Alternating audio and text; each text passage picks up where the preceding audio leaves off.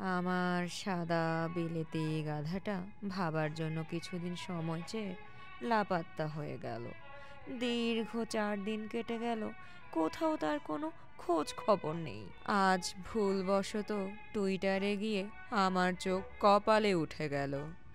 গাধাটা দেখি হাওয়াই দ্বীপপুঞ্জের কোনো এক সমুদ্র সৈকতে অর্ধনগ্ন নারীদের সাথে হাওয়া খেয়ে বেড়াচ্ছে।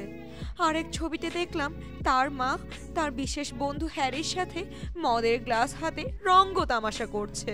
আমার আর কিছুই বুঝতে বাকি রইল না। এদের মা ছেলের অযাচিত বেহায়াপনা দেখে আমার মন কাচের মতো ভেঙে টুকরো টুকরো হয়ে গেল।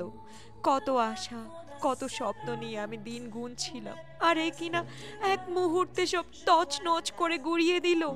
ঈশ্বর আমাকে আবার কোন পরীক্ষায় ফেললেন? সিদ্ধান্ত নিয়েই ফেললাম, মরে যাব, কিন্তু ওর সুদর্শন চেহারা দেখে আর ছলনায় পড়ব না।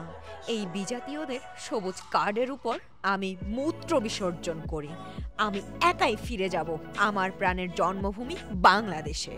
এর মধ্যে আবার মুঠোফোনটি বেজে উঠল। আমি আকাশ থেকে পড়লাম। এ দেখি বিলেতি গর্ধবটার সুদর্শন বাবা আমাকে ফোন দিচ্ছেন। আমি ফোনটা ধরেই বললাম, আপনাকে আর কিছু বলতে হবে না, আমি সবই জানি ড্যাডি।